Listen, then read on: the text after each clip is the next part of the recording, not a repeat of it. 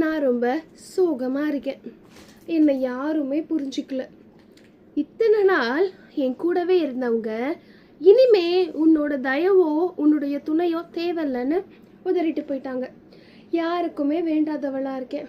இனிமே நான் என்னதான் பண்ண போகிறேனோ அப்படின்னு நீங்களும் யோசிச்சிருக்கீங்களா?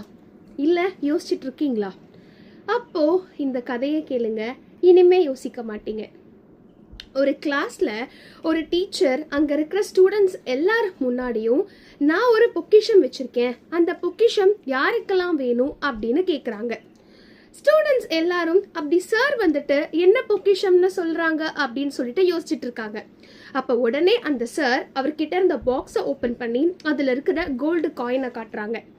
இப்போ சொல்லுங்க, உங்க யாருக்கெல்லாம் இந்த பொக்கிஷம் வேணும் அப்படின்னு. பசங்க எல்லாரும் எனக்கு சார் எனக்கு சார் அப்படின்னு சொல்லிட்டு மாத்தி மாத்தி கையை தூக்குறாங்க. அப்போ அந்த சார் அந்த கோல்டு காயினை எடுத்து தரையில போட்டு தன்னுடைய ஷூ காலால மிதிக்கிறார். எவ்வளோ மிதிக்க முடியுமோ அவ்வளோ மிதிச்சுட்டு இப்போ இந்த கோல்டு காயின் யாருக்கு வேணும் அப்படின்னு கேட்கிறார். அப்பவும் எத்தனை பசங்க கை தூக்குனாங்களோ அத்தனை பசங்களும் எனக்கு வேணும் எனக்கு வேணும் அப்படின்னு கையை தூக்குறாங்க. அந்த சார் அந்த கோல்டு காயினை எடுத்து கிரவுண்டில் போட்டுடுறாரு தூக்கி. அது மண்ணிலெல்லாம் பட்டு சேத்துலெல்லாம் பிறண்டு ஒரு மாதிரி சகதியாக இருக்குது. பார்க்குறவங்க அதை கோல்டு காயின் அப்படின்னே கண்டுபிடிக்க முடியாத அளவுக்கு இருக்குது. பட் பசங்களுக்கு தெரியும்ல அது கோல்டு காயின்னு. இப்போ அந்த கோல்டு காயின் யாருக்கு வேணும் அப்படின்னு கேட்குறாரு. மறுபடியும் எல்லா பசங்களும் எனக்கு சார் அப்படின்னு கையை தூக்குறாங்க. மறுபடியும் அந்த கோல்டு காயினை எடுத்து கழுவி கல்லில் எடுத்து இடிக்கிறாரு. அதோட ஷேப்பையே மாற்றிடுறாரு. இப்போ இந்த காயின் யாருக்கு வேணும் அப்படின்னு கேட்குறாரு. சார் எங்க எல்லாருக்குமே வேணும்னு மறுபடியும் அந்த பசங்க எனக்குன்னு கையை தூக்குறாங்க. அப்போதான் அந்த சார் சொல்றாரு, நீங்களும் ஒரு பொக்கிஷம் தான். இந்த கோல்டு காயின் மாதிரி உங்க ஒருத்தருக்கும் ஒரு மதிப்பு இருக்கு. அதை தெரிஞ்சுக்கிட்டு உங்க கூட இருப்பாங்க நிறைய பேர்.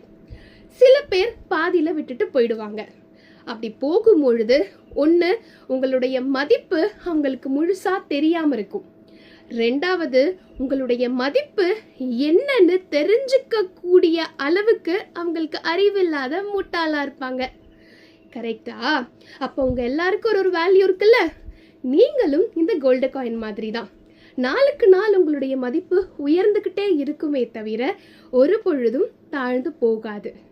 அதனால நீங்களும் இனிமே உங்களை யாராவது ஒதுக்கிட்டாங்க இல்லை பிடிக்கலன்னு சொல்றாங்க அப்படின்னா மனசுடைஞ்சு சோர்ந்து வாழ்க்கையே இவ்வளவுதான், இதுக்கப்புறம் நான் யாருக்காக வாழணும், என்னத்தை சாதிக்க போறேன் அப்படின்லாம் நெகட்டிவா யோசிக்காம உங்களுடைய